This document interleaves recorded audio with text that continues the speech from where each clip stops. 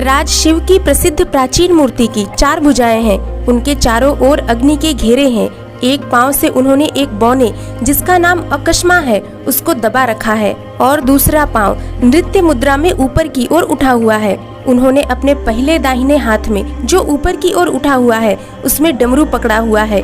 डमरू की आवाज सृजन का प्रतीक है। इस प्रकार यहाँ भगवान शिव का सृजनात्मक रूप दिखाई देता है। ऊपर की ओर उठे हुए उनके दूसरे हाथ में अग्नि है। यहाँ पर अग्नि विनाश का प्रतीक है। इसका मतलब यह है कि भगवान शिव ही एक हाथ से सृजन करते हैं और दूसरे हाथ से विनाश करते हैं। उनका दूसरा दाहिना हाथ आशीष मुद्रा में उठा हुआ है, जो बुराइयों से रक्षा करता है।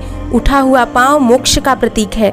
उनका दूसरा बायां हाथ उनके उठे हुए पांव की ओर संकेत करता है। इसका यह मतलब है कि भगवान शिव मोक्ष के मार्ग का सुझाव देते हैं और इसका यह भी अर्थ है कि शिव के चरणों में ही मोक्ष है। उनके पांव के नीचे कुचला बौना दानव और अज्ञानता का प्रतीक है, जो कि शिव द्वारा नष्ट किया जाता है। भगवान शिव अज्ञान का विनाश करते हैं। उनके चारों ओर उठ रही अज्ञान की लपटें इस ब्रह्मांड का प्रतीक है। उनके शरीर से लहराते सर्प कुंडलिनी शक्ति का द्योतक है। उनकी संपूर्ण आकृति ओमकार स्वरूप जैसी दिखती है। यह इस बात को इंगित करता है कि ओम शिव में ही समाया हुआ है और वह तांडव नृत्य करते हैं, जिससे विश्व का संहार होता है। वास्तु शास्त्र में शिव की नटराज मूर्ति को रखने के दिशा निर्देश भी दिए गए हैं। नटराज भगवान शिव का ही एक नाम है, जिसमें वह नृत्य की अवस्था में है। क्लासिकल डांस में रुचि रखने वाले लोग अक्सर अपने घर में नटराज की मूर्ति लगाते हैं, लेकिन वास्तु के हिसाब से नटराज की मूर्ति लगाना अशुभ है। एक तरफ भगवान शिव का नटराज रूप नृत्य कला को विकसित करता है, वहीं दूसरी तरफ शिव के तांडव को दर्शाता है और शिव का तांडव विनाश का प्रतीक है, क्योंकि जब भगवान शिव को क्रोध आता है तब वह तांडव करते हैं। इससे घर में नकारात्मक ऊर्जा आती है, इसलिए घर में नटराज की मूर्ति या प्रतिमा नहीं लगानी चाहिए। भगवान शिव अपने भक्तों की हमेशा रक्षा करते हैं। आज जानेंगे कि भगवान शिव को नटराज अवतार धारण करने की क्या आवश्यकता पड़ी। भगवान शिव के नटराज अवतार को लेकर कई प्रथाएं प्रचलित हैं। हिंदू धर्म में हर देवी देवता का अपना महत्व है, जिसके कारण सबका अलग अलग स्थान है। भगवान शिव, उन्हें कालों के काल महाकाल कहा जाता है। उनका दोनों रूप देखने को मिलता है। भगवान शिव अत्यंत सौम्य रूप में भी दर्शन देते हैं और उनके रौद्र रूप से भी कोई अनजान नहीं है। भगवान शिव को भोलेनाथ भी कहा जाता है। शिव पुराण के अनुसार एक बार माँ पार्वती के कठिन तप से प्रसन्न होकर भगवान शिव ने उनसे वर मांगने के लिए कहा। माँ पार्वती ने कहा कि देवताओं के कार्य सिद्धि के लिए आप मेरा पाणी ग्रहण करें, मेरे पिता के पास भिक्षु रूप में जाएं और अपना यश प्रकट कर मुझे उनसे मांग लीजिए। माता पार्वती की बात सुनकर भगवान शिव कहते हैं तथास्तु।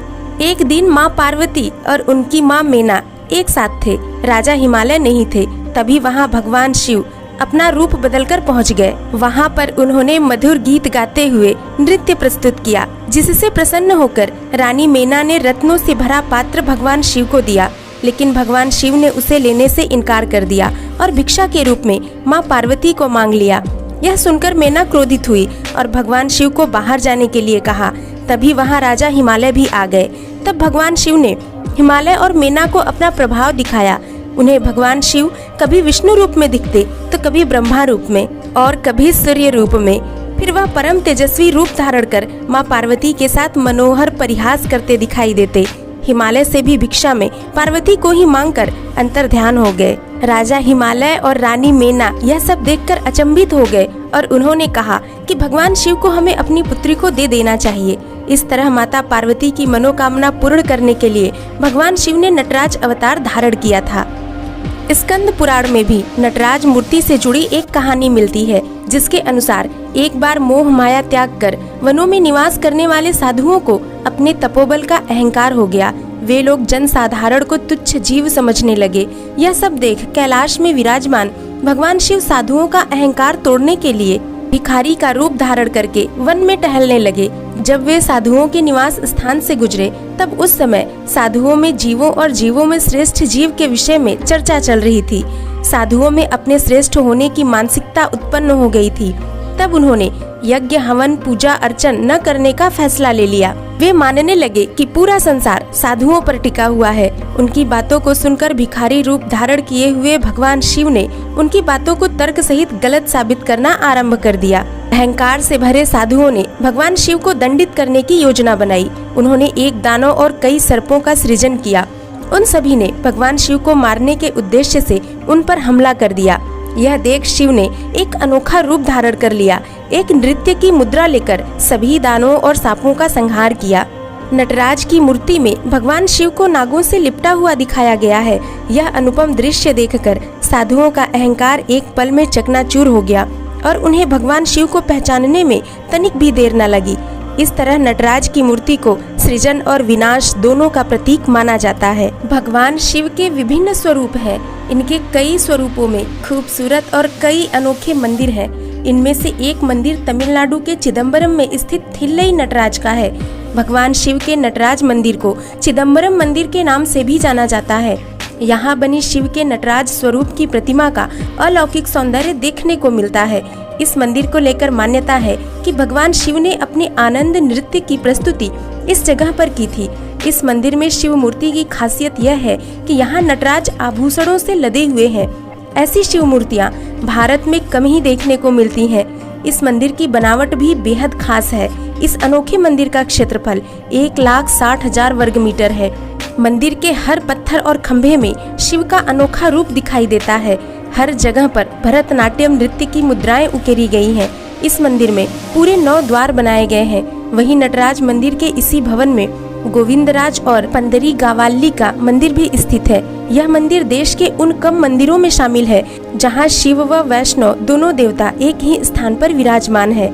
यहाँ बड़ी संख्या में शिव भक्त दर्शन के लिए आते हैं। इस मंदिर में भगवान शिव के नटराज रूप में जुड़ी बहुत सी अनोखी चीजें देखने को मिलती हैं। प्राचीन काल में निर्मित इस मंदिर में आज भी भगवान नटराज के उस रथ के दर्शन हो जाते हैं जिन पर नटराजन साल में सिर्फ 2 बार ही चढ़ते थे। यहाँ के कुछ खास त्योहारों में यह रथ भक्तों द्वारा खींचा भी जाता है। पत्थर की बनी नटराज की मूर्ति सबसे पहले हड़प्पा में मिली थी और नटराज की कांस्य मूर्ति चोल वंश से संबंधित है। त्रिचनापल्ली के तिरुभरंग कुलम से नटराज की विशालकाय मूर्ति मिली है जो इस समय दिल्ली संग्रहालय में है। चूँकि चोल वंश के अधिकांश शासक शैव थे, इसी कारण इस काल में खूब शैव मूर्तियों का निर्माण हुआ है। चोल वंश की स्थापना विजयालय ने की थी। चोलों के समय में निर्मित धातु मूर्तियों में नटराज शिव की कांस्य प्रतिमा को विश्व के श्रेष्ठतम मूर्ति कला में से एक माना जाता है। यूँ तो शिव जी के 108 नाम हैं, किंतु हर नाम के पीछे कुछ न कुछ कारण जरूर है। शिव जी को नटराज इसलिए कहा जाता है क्योंकि उन्हें नृत्य का राजा माना जाता है। भगवान शिव प्रथम नर्तक है, इसलिए भी नटराज कहा जाता है। आइए जानते हैं कि महादेव की उत्पत्ति कैसे हुई। महादेव अजन्मे हैं, उनका जन्म नहीं हुआ क्योंकि वे काल से परे हैं, इसलिए उन्हें महाकाल भी कहा जाता है। वे स्वयं के स्वयं ही पिता हैं, उनके कोई माता पिता नहीं है। जब कुछ नहीं था तब भी वह थे और जब कुछ नहीं होगा तब भी वे होंगे। विष्णु पुराण के अनुसार भगवान विष्णु अविनाशी परमात्मा है। ब्रह्मा और शिव जी का जन्म भगवान विष्णु से हुआ है। देवी भागवत पुराण के अनुसार देवी ही आदि परम शक्ति है। देवी से ही ब्रह्मा विष्णु और शिव का जन्म हुआ है। श्रीमद् भागवत गीता में भगवान श्री कृष्ण अपना विराट स्वरूप दिखाते हुए कहते हैं कि हम सब एक हैं, हमारा ना कभी जन्म हुआ और ना कभी अंत होगा। इस विराट स्वरूप को ध्यान से देखा जाए तो इसमें शिव भी है, विष्णु ब्रह्मा और देवी शक्ति भी है, जिससे यह स्पष्ट हो जाता है कि भगवान शिव, भगवान विष्णु, ब्रह्मा और देवी शक्ति सभी एक ही हैं। एक ही अविनाशी परमात्मा ब्रह्म है। उन्हें शिव कहें, विष्णु कहें या देवी शक्ति कहें, बात एक ही है। दोस्तों, आपके लिए आज का सवाल, आपके विचार से भगवान शिव का रूप साकार है या निराकार? कमेंट बॉक्स के जरिए हमें जरूर बताएं। वीडियो लाइक करें। यदि आपकी हिंदू धर्म में आस्था है तो इसे शेयर भी करें, साथ ही चैनल को सब्सक्राइब करें।